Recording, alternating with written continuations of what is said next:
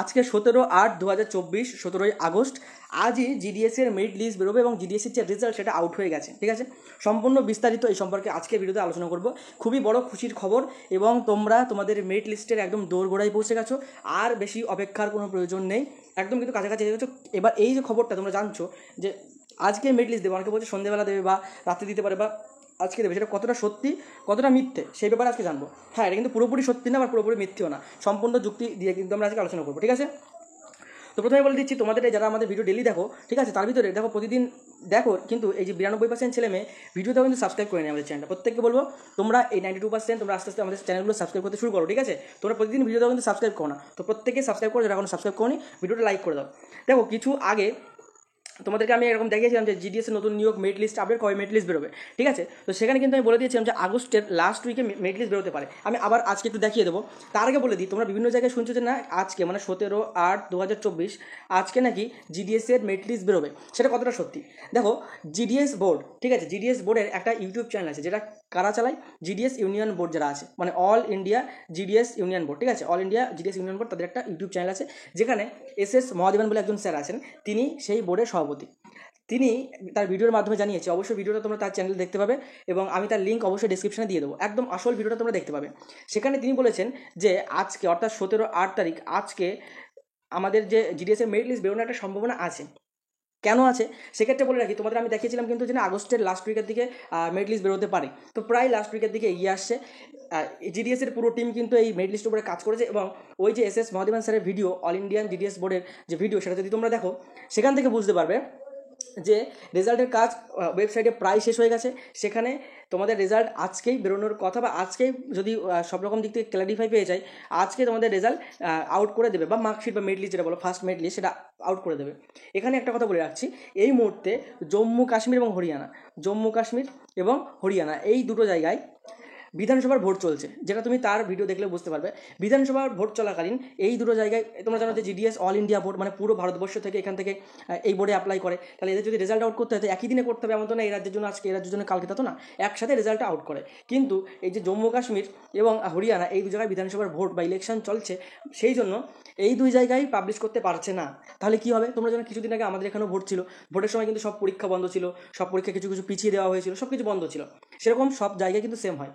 এবার GDS board এই যে জম্মু কাশ্মীর এবং হরিয়ানা, এখানে তারা রিকোয়েস্ট পাঠাবে সেই সবের অথরিটির কাছে, তারা যদি পারমিশন দেয় যে হ্যাঁ, যেহেতু এটা অল ইন্ডিয়া বোর্ডের একটা রেজাল্ট, দুটো রাজ্যের জন্য পুরো ভারতবর্ষ বসে থাকতে পারে না, তারা যদি রায় দেয় যে ঠিক আছে আমাদের ইলেকশন চলছে, তাতে কোনো প্রবলেম নেই, তোমরা রেজাল্ট আউট করে দাও, তাহলে কিন্তু তোমাদের আজকে অর্থাৎ 17 তারিখে রেজাল্ট আউট হতে পারে। তোমরা বলবে এখন তো রাত হয়ে গেছে, কখন আউট করবে? 2023 সালে দেখা গেছে রাত 11টা 11:30 সময় মেরিট লিস্ট পাবলিশ করেছে, কারণ এটা কোনো ফিক্সড ব্যাপার না, এটা তো বলে দিইনি যে আজকেই করতে হবে কালকে করতে হবে, তো আজকেও করতে পারে যদি ক্ল্যারিটি পাই। এবার আমি ধরে নিলাম যে 90% চান্স আজকে দেবে না, তার কারণ কি আজকেই হয়তো পুরো ক্ল্যারিটিটা পাবে না, আজকে আবেদন জানিয়েছে, হয়তো একটু সময় লাগবে। সেক্ষেত্রে আমাদের পরবর্তী দিন কি আছে, রবিবার, মানে কাল আছে রবিবার এবং পরশুদিন সোমবার। ধরে রাখো রবিবারে দেয় না, কারণ রবিবারে একটা সরকারি ছুটি থাকে, রবিবারে ধরে দেবে না।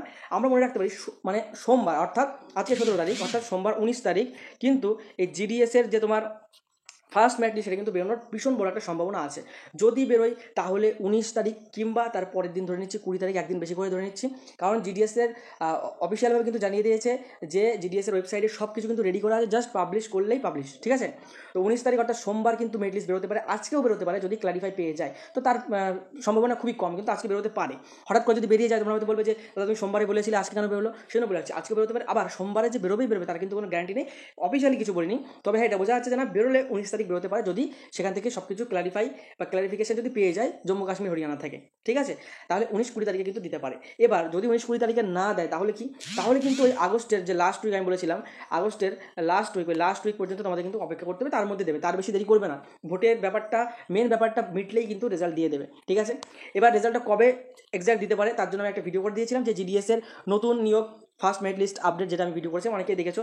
ঠিক আছে, তো সেখানে দেখো আমি তোমাদেরকে একটু শর্টকাটে বলে দিচ্ছি, ওই ভিডিওটা দেখতে পারো, এখানে শর্টকাটে আমি বলে দিচ্ছি যে post office GDS 2024 merit list 2023 অনুমান করে আমরা দেখবো। 2023 3টে শিডিউলে কিন্তু মোটামুটি জিডিএস নিয়োগ করেছিল। প্রথম শিডিউলে 40,899 জন নিয়োগ করেছিল, অ্যাপ্লিকেশন করেছিল 27/1 মানে জানুয়ারি 27 তারিখে, ফেব্রুয়ারির 19 তারিখে অ্যাপ্লিকেশন এডিট উইন্ডো দিয়ে সব লাস্ট ডেট দিয়েছিল 19/2 মানে ফেব্রুয়ারির 19 তারিখ, এবং ফার্স্ট মেরিট লিস্ট বেরিয়েছিল মার্চ মাসের 11 তারিখ। মানে এখানে যে টাইম গ্যাপ সেটা দেখা যাচ্ছে কি 20 দিনের একটা গ্যাপে কিন্তু মেরিট লিস্ট বের করেছিল। আমরা যদি এবার জিডিএসের যে সেকেন্ড সাইকেল মানে 2023 আরও একটা সেকেন্ড পার্টে নিয়োগ করেছিল, সেখানে ভ্যাকান্সি ছিল 12,828টা মতো ভ্যাকান্সি। মে মাসের 22 তারিখে দেখো এখানে অ্যাপ্লিকেশন শুরু হয়েছিল, জুন মাসের 14 তারিখে শেষ হয়েছিল, মেরিট লিস্ট বেরিয়েছিল 7/7/2023, ঠিক আছে। এখানে আমরা দেখতে পাচ্ছি টাইম গ্যাপ কত, 23 দিনের টাইম গ্যাপ। তারপরে 2023 আরও একটা নিয়োগ হয়েছিল, যেখানে কিন্তু 30,041টা শূন্যপদ ছিল। আগস্টের 3 তারিখে অ্যাপ্লিকেশন শুরু হয়েছিল, আগস্টের 26 তারিখে শেষ হয়েছিল অ্যাপ্লিকেশন, মানে সেই এরকম সময় হয়েছিল আগের বছর। এবং মেরিট লিস্ট 6/9 মানে আগস্ট সেপ্টেম্বর মাসের 6 তারিখে কিন্তু মেরিট লিস্ট বেরিয়েছিল। তাহলে এখানে টাইম গ্যাপটা কিন্তু খুবই কম, 11 দিন। তাহলে আমরা একটা জিনিস দেখতে পেলাম যে না 11 দিন, 20 দিন, 23 দিন, আমি যদি একটা মডারেট ধরে নিই, তাহলে মোটামুটি কিন্তু 11 দিনটা খুব রেয়ার কেস, কিছু কিছু দিন বের করে দেয়, তবুও 11টাও কিন্তু আমাদের কনসিডার করতে হবে।